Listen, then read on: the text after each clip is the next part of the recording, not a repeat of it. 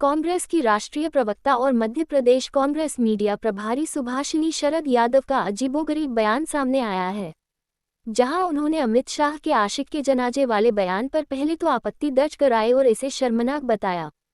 फिर खुद ही कहती नजर आई कि जनाजा जरूर निकलेगा, जनता खुद जनाजा निकालेगी, पर वह इस मामले पर कंफ्यूज नजर आई कि आखिर जनाजा किसका निकलेगा। आपको बता दें कि शुक्रवार को मध्य प्रदेश के राजगढ़ में गृहमंत्री अमित शाह ने दिग्विजय सिंह पर जमकर हमला बोलते हुए कहा था कि पूर्व मुख्यमंत्री दिग्गी राजा की राजनीति से विदाई का समय आ गया है, लेकिन यह आशिक का जनाजा है, जरा धूम से निकलना चाहिए।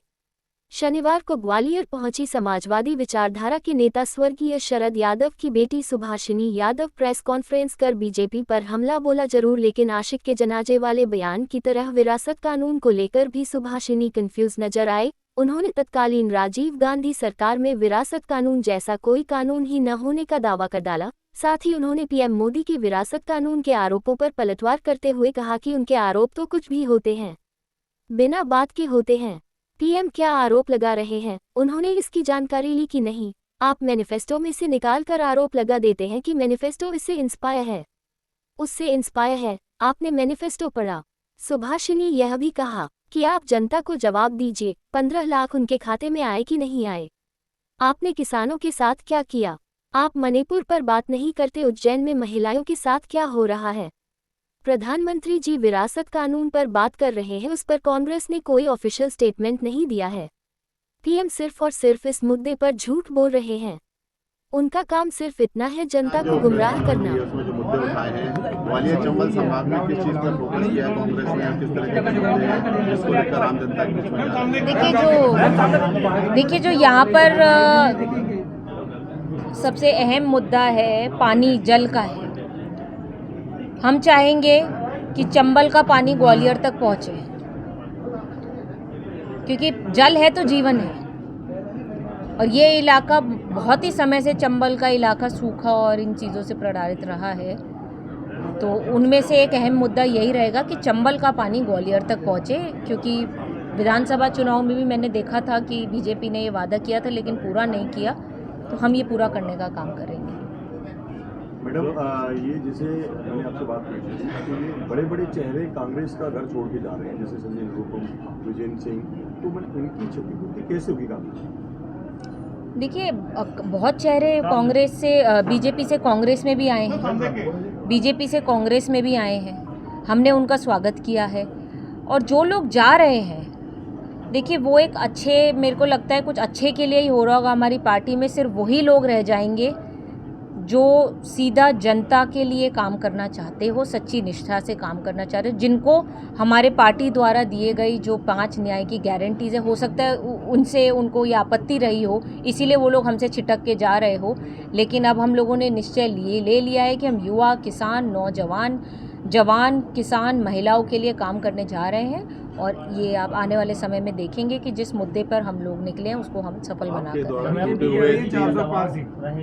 एक पूछ लीजिए, कौन पूछ रहा है? आपके द्वारा जो टूटे हुए लोग हैं वो सब बीएसपी के टिकट पर पहुंच गए हैं, चाहे मुरैना की बात हो, भिंड की हो, ग्वालियर की हो। वो तो बीजेपी के भी गए हैं, वो तो बीजेपी के भी गए हैं। कोई त्रिकोणीय मुकाबला, ये सब चीज़ें देखिए हम लोग ऐसा अपने दिमाग से सोचते हैं, पर ये जनता है, जनता तय करती है। जनता का मुकाबला सीधा होता है और जनता ही बैठाने वाली होती है, जनता ही उठाने वाली होती है, और इस बार जनता ही जवाब देगी। मैडम एक सवाल है, क्या ग्वालियर चंबल अंचल को कांग्रेस ने केवल प्रवक्ताओं के सहारे छोड़ दिया है?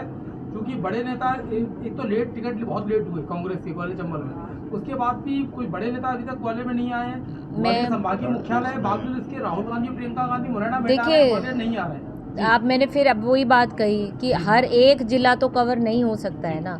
वो आ रहे हैं, आप उनका स्वागत कीजिए, उनकी बात सुनिए। वो जहाँ जाएंगे, हमारे नेता ने 3000 किलोमीटर, मतलब टोटल 6000 किलोमीटर से ज़्यादा की यात्रा कवर की है।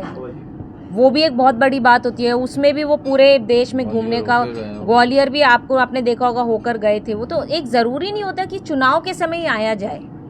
ये कांग्रेस पार्टी की कभी ऐसी नीति नहीं रही है। हमारे नेताओं ने लगातार यहाँ आने का काम किया है और ये आएंगे तो नहीं, तो उसका आप भिंड और मुरैना को ग्वालियर से इतना दूर क्यों समझ रहे हैं? संभाग एक ही है ये।